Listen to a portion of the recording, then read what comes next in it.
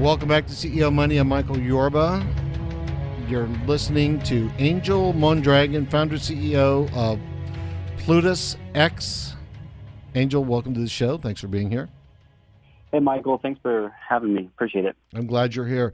All right, tell me more about what your company does. I've just got to know. It's the new digital way for wealth management, and I got to look at your website, and it's pretty interesting. Yeah, thanks. Great question. So we're actually a full financial ecosystem. We're focusing on three pillars within the financial service sector.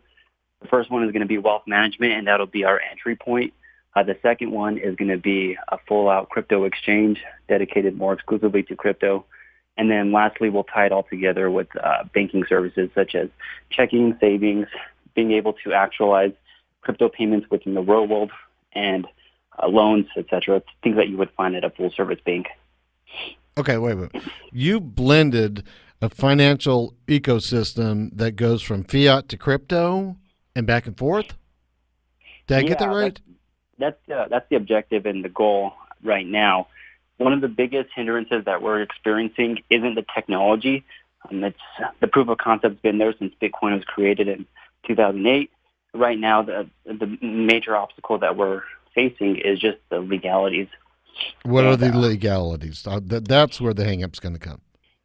Yeah, I saw that you had a lady from the crypto law group on your podcast a couple weeks ago, and she mentioned several issues that we're facing within the crypto space. But more specifically, if we're acting as a custodial bank, we need to have the same regulatory license that a regular bank would have. Right. It doesn't matter if we're crypto. It doesn't matter if we're fiat. Okay. So as long as you follow the banking rules, because this is going to be kind of interesting because crypto is so volatile relative to normal fiat currencies. They move, but then not quite as much as crypto does. And you've got to have reserves in the bank that match a percentage of what you have you've got to have them in the account that match what you have for loans and for what's being at the bank. So how do you, that's going to be very interesting. Technology can happen but you got to be moving money back and forth faster than the day trader. Yeah, and we're going to be replicating, if not at least mirroring, already existing systems and software architectures that are implemented within the fiat world, such as ECNs, which is electronic communication network, or STPs, straight-through processing, and that's specifically towards the exchange. So we don't want to reinvent the wheel. There's a lot of things that are happening within a legacy traditional banking ecosystem that are just as effective and viable within the crypto realm, and we just want to reverse integrate those already existing softwares and structures into the crypto realm.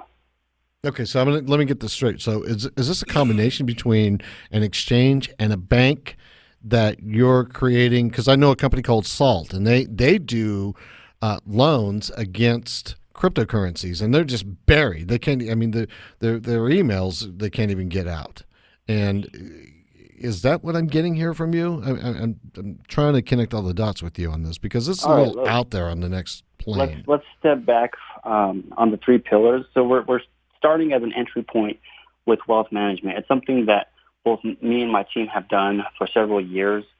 Started a Forex account using the PAM structure, percent allocation money manager model. And then we migrated to a more sophisticated system, which is the MAM structure, which basically allocates risk-based, more tailored to the client's tolerance. And we're integrating those softwares and structures into the wealth management sector with our company. That's going to allow us to start getting cash flow positive and become a little bit more sustainable. From there, we're going to start introducing an algorithmic bot, which is basically a robo-advisor that does algorithmic trading based on, once again, the client's risk tolerance. Something that we've done previously within the Forex realm, once again, taking the same concept, bringing it into crypto.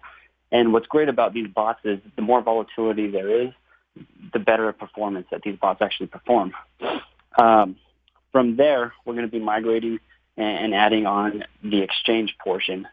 The exchange portion is, just as you would expect, It's a cryptocurrency exchange platform that allows the client to deposit funds and then buy XYZ crypto against XYZ crypto. Okay, From there, okay. Go ahead. I was just going to say that's almost like a currency pair, only they're crypto. I get it. Exactly. And one of the issues that we're facing within the crypto market right now is liquidity or the lack of. Right. So that's why, once again, we want to implement systems that are already working within the legacy banking ecosystem, such as ECNs for exchanges and STPs to provide liquidity for clients. And this is working on a primary market right now, so it's a little bit more difficult, but soon, in something we've already seen with Bitcoin, we're going to start seeing these currencies working on a secondary market. We got about a minute left. When are you launching all of this? We started out the Friends and Family Fund this year already. We're going to be doing everything post-ICO in June, and everything should be launching fully by 2020. Got it. We got to go, but before we go, I'm going to be very interested in following along and watching how this works. All right, Angel, how does everybody reach you? Yeah, you can find us on our website. It's PlutusX, PLUTUXX.com. Great. Angel, thanks for being a guest. I'll be talking to you soon. All right, thank you. Angel Mondragon, founder, CEO, PlutusX, PLUTUSX.com. You've been listening to CEO Money with Michael Yorba. Thanks for joining us. We'll talk to you again soon.